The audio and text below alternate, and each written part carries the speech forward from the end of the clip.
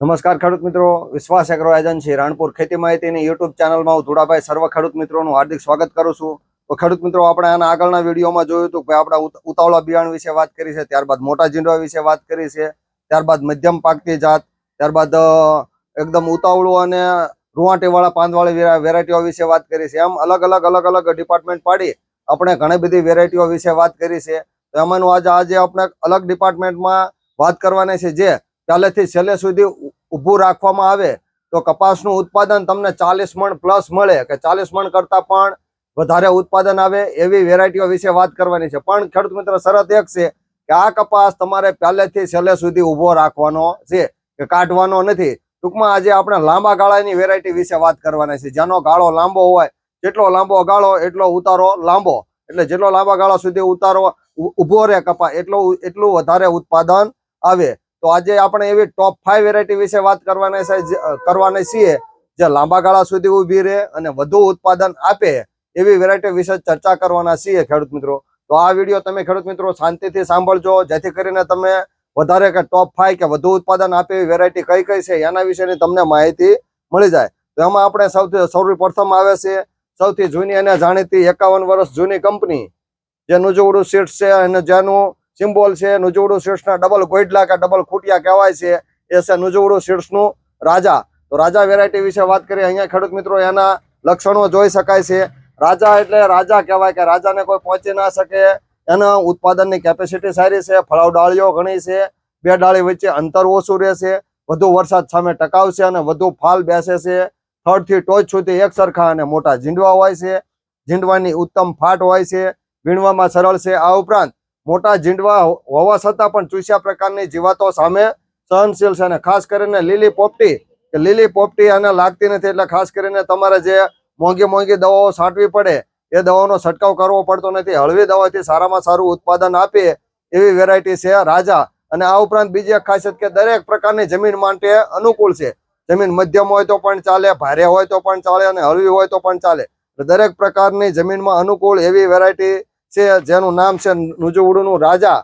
રાજા બિયારણની ઉતારાની capacity પણ સારામાં સારી છે. અને આગળના વર્ષે એક ભીમડાતનો ખેડૂત આવ્યો તો એમ કહેતું ભાઈ અમારે 60 મણની આજુબાજુ પહેલેથી છેલ્લે સુધી ઊભું રાખ્યું તો ઉત્પાદન મળ્યું હતું, એટલે જેનું નામ રાજા છે. એટલે રાજા છે. 2200 પ્લસ વેરાયટી છે બોલગાડની.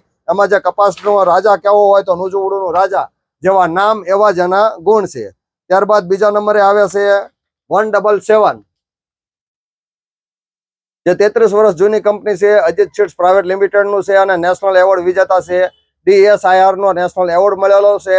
અજીત 177 વિશે વાત કરીએ તો ખેડૂત મિત્રો, એક તો ચૂસ્યા જીવાત ઓછી લાગે અને ઝીંડવું મોટું, રૂવાટી વાળું પાન. ટૂંકમાં અજીતની બધી વેરાયટીઓમાં રૂવાટી વાળું પાન આવે છે. આ ઉપરાંત એની ખાસિયતો એવી હોય છે કે એના બધામાં ભૂરા નર વાળું હોય છે, એટલે ચૂસ્યા જીવાત ઓછી લાગે છે. આ ઉપરાંત એનું ઝીંડવું મોટું છે. એટલે બધી જે વેરાયટીઓ છે એ વેરાયટીઓમાં સૌથી મોટું ઝીંડવું હોય તો એમાં ચૂસ્યા જીવાતનો પ્રશ્ન રહેતો હોય છે. પણ અજીત 177 એક એવી વેરાયટી કંપનીએ બનાવેલી છે, મોટા ઝીંડવા વાળી, છતાં પણ રોગ જીવાત ઓછું લાગે, દરેક પ્રકારની જમીનમાં હાલે.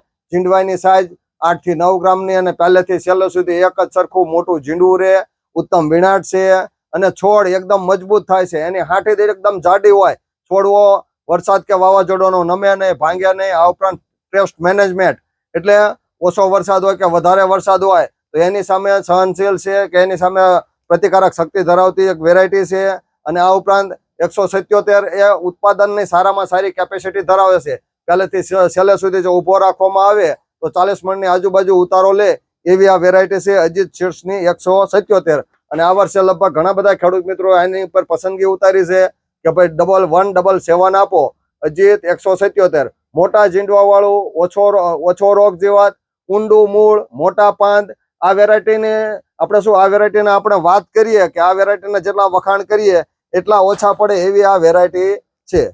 તો એ વાત હતી આપણે અજીત 177 ની. તો કે ઊંડું મૂળ, મોટા પાંદ, મોટું ઝીંડવું, રોગ જીવાત ઓછી, વીણવામાં સરળ, અને પહેલેથી છેલ્લે સુધી મોટા ઝીંડવા વાળી જાત હોય તો એ છે અજીતનું 177. એટલે ઘણા બધા ખેડૂત મિત્રો આ વર્ષે પણ એમ કહે છે કે ભાઈ અજીત 177 આવ્યું, જે મળતું નથી. ખાસ કરીને ખેડૂત મિત્રો, જે ખેડૂત મિત્રો લેવું હોય એ હવે સિઝન ચાલુ થઈ ચૂકી છે. તો તમારા નજીકના એરિયામાંથી જ્યાં તમને અજીતનું એ 177 મળે તો ત્યાંથી તમે લઈ શકો છો.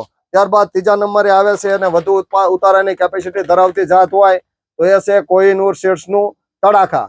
તો તડાખામાં કંપની એવું કહે છે કે ભાઈ કપાસના જંગલનો રાજા ગણવું હોય તો એ તડાખાને ગણી શકાય. 2200+ વેરાયટી હોય તો સૌથી આમ સારામાં સારી વેરાયટી તો કે તડાખા. પહેલેથી છેલ્લે સુધી ઊભું રાખો તો સારામાં સારો ઉતારો રહે. મધ્યમ ઝીંડવું પણ એનો ડાબકો ખૂબ મોટો થાય. ખેડૂત મિત્રો, તમને ઝીંડવું મધ્યમ અને નાનું લાગે પણ એ જ્યારે ફાટે ત્યારે એનો ડાબકો ખૂબ જ મોટો થાય છે અને વીણવામાં સરળ છે. એટલે ઊંડું મૂળ છે. પહેલેથી છેલ્લે સુધી જો તમે ઊભો રાખો તો વીણાટ પણ સરળ છે. રોગ જીવાત ઓછો લાગે છે અને ઓછા ખર્ચે વધુ ઉત્પાદન આપે એવી જાત છે કોહિનૂર સીડ્સનું તડાખા.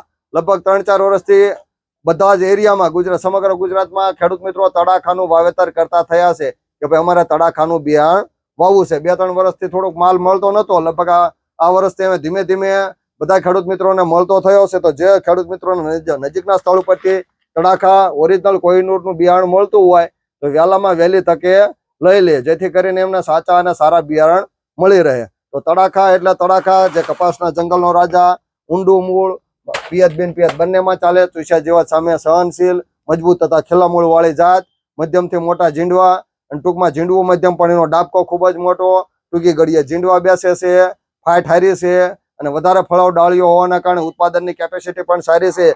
એટલે ખેડૂત મિત્રો તડાખા બિયારણની પણ પસંદગી કરે છે. ત્યારબાદ આવે છે કર્તવ્ય સીડ્સનું કદમ.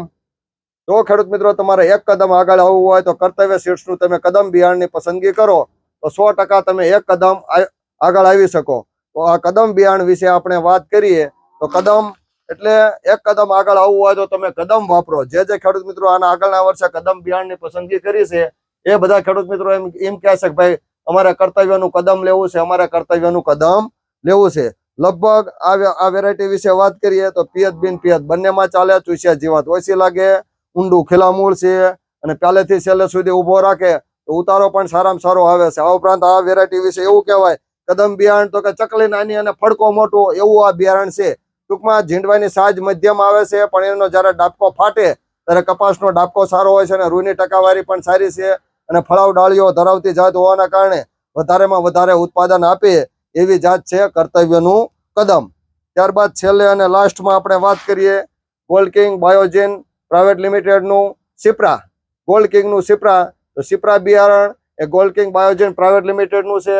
જેની ઘણી બધી વેરાયટી આવે છે. દુશાલા છે, મિથિલા છે, લિનોરા છે, અલગાર છે અને સિપ્રા છે. આ બધી વેરાયટીમાં સૌથી વધારે ઉત્પાદનની કેપેસિટી ધરાવતી હોય તો સિપ્રા છે અને આનું બનાવટ કરી છે માન્ય શ્રી કીર્તિભાઈ પટેલ, જે કંપનીના બ્રાન્ડ એમ્બેસેડર છે પણ અને કંપનીના MD પણ પોતે છે અને પોતે સારા એવા ખેડૂત છે જે સારામાં સારા બિયારણ બનાવે છે. આમ તો ગોલ્ડ કિંગ એટલે કોટન કિંગ પણ કહી શકાય.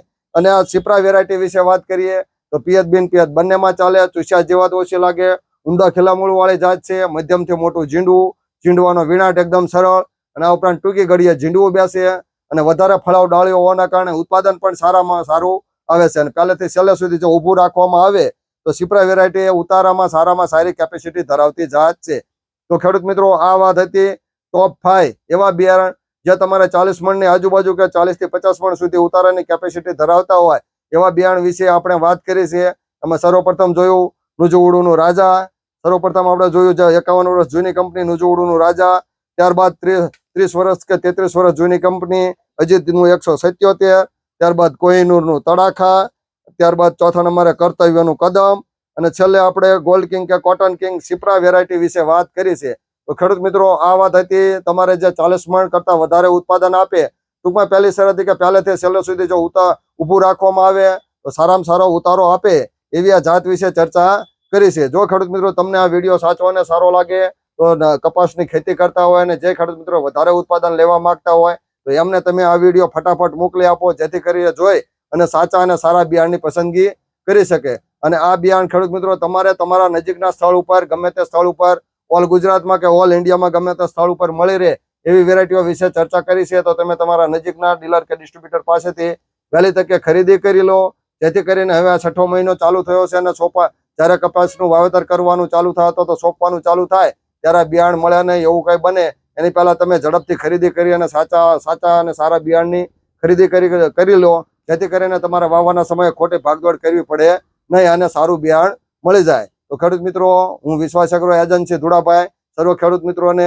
આ વિડીયો જો સાચો અને સારો લાગ્યો હોય તો બીજા ગ્રુપમાં કે બીજા ખેડૂત મિત્રોને મોકલી દેજો, જેથી કરીને એ પણ સાચા બિયારણની પસંદગી કરી શકે. તો હવે અમે ખેતી માટેનો નવો વિડીયો બનાવીએ. ત્યાં સુધી અમને રજા આપો. આવજો. આભાર. જય જવાન, જય કિસાન અને જય વિજ્ઞાન.